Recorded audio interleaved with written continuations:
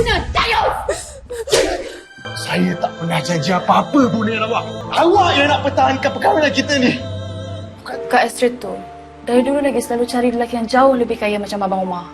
Dan mungkin sekarang dia tengah dibutakan oleh cinta. Tapi saya tak percaya dia betul-betul cintakan abang ipar awak.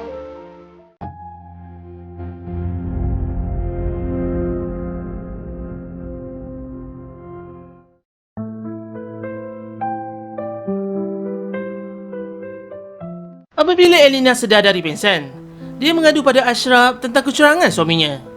Atas nasihat dari mak mentua, Elina cuba ubah penampilan dirinya supaya kelihatan lebih menarik di mata Ishal dan layan saja segala kemahuan suami. Tapi itu semua hanya sia-sia. Ishal tetap mengejar Astrid. Tapi bila dia melihat Ashraf ada di rumahnya, perasaan cemburu itu masih ada. Ashraf baru saja menghantar mereka pulang setelah kereta Mak Iti alami kerosakan. Peguam Astrid telah jelaskan bahawa Omar tidak panjangkan kena shoes, tetapi ada syaratnya. Astrid tidak boleh tuntut harta dari Omar. Perkara ini nampaknya berat bagi Astrid. Dia tidak mahu hidup susah. Emosinya lebih terganggu apabila bertengkar dengan adiknya. Dia tahu dirinya gagal menjadi seorang kakak yang baik. Amarah pun beredar dari situ dengan sijil yang diambilnya. Cincin sudah dipulangkan dan Ishal minta supaya percepatkan urusan perceraian. Selepas Ishal kata pada Astrid yang dia mahu bercerai, riak wajah Astrid nampaknya tenang. Naura mengadu pada Jack setelah dia mendengar perbualan Ishal dan Astrid.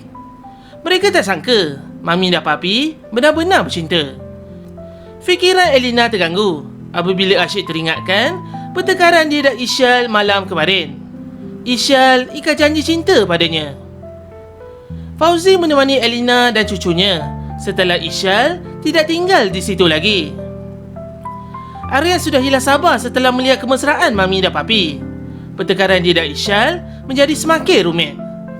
Mereka berdua hampir bertumbuk dan bernasib baik Adnan segera menghalangnya. Mereka tak sangka Mr. Chen sedang memati. Lepas itu, Mr. Chen cuba mendekati Astrid dan nampaknya Astrid mula tertarik dengan ungkapan manis beliau. Adakah Astrid akan mendahaka cinta Ishal padanya? Hassan dan Hasna dapat menjejaki di mana Ishal berada dan rupa-rupanya anaknya berada di rumah Astrid. Itu pun Aryan yang beritahu. Habis berbuih mulut mereka berdua, menasihati dan memberi kata-kata pedas pada Ishal dan Astrid. Hassan menasihati Ishal supaya pulangkan Elina dengan baik. Arya yakin Ishal akan terima karmanya apabila tergamak menyakiti hati kakaknya.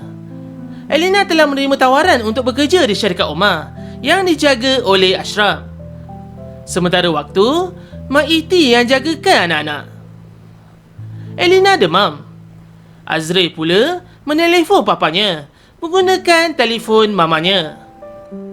Ashraf dan Fauzi tak sedar hati setelah Elina mengadu dirinya sakit. Mereka berdua pun ke sana dan uruskan apa yang patut. Ishal agak terkejut Ashraf ada dalam rumah itu. Mujur Fauzi ada bagi mengelakkan salah faham. Ishal ingatkan Elina, anak-anak tetap tanggungjawabnya walaupun sudah berpisah sekalipun. Sementara Elina sakit, Ishal yang akan menjaga anak-anaknya. Dia bawa Azri dan Syaimah ke rumah Astrid. Astrid tidak menunjukkan perasaan benci dan menyampah. Dia bersabar menghadap kerenah budak-budak. Elina sudah mencari pengasuh yang bernama Anastasia Aspalela atau nama pendeknya Anissa. Berlaku salah faham apabila Anis sangkakan Ishal orang yang mencurigakan. Tujuan Ishal datang kerana dia mahu beri surat perceraian. Apabila Elina terikut emosi, Ishal mula diangin. Ishal tak bersengaja tertolak anaknya di waktu bergelut dengan Elina. Fauzi menasihati anaknya supaya terima qada dan qadar.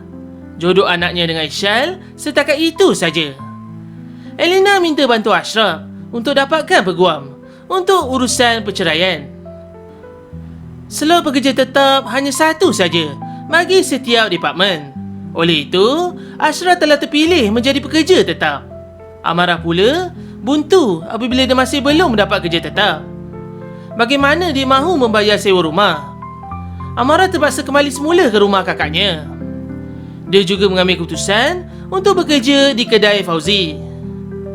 Kes perceraian Elina dan Ishal menjadi perhatian dari masyarakat tetangga. Ishal sudah mula syak isteri ada hubungan dengan Mr. Chen. Layanan isteri pada dirinya pun sudah nampak lain. Ishal mengadu pada Adnan bahawa isteri kini bukan seperti dulu. Apa yang Adnan nasihatkan, Ishal belum terlambat lagi untuk selamatkan rumah tangganya. Ishal mula rasa menyesal bila mengambil keputusan untuk bercerai. Tapi Elina tetap teruskan juga urusan perceraian itu.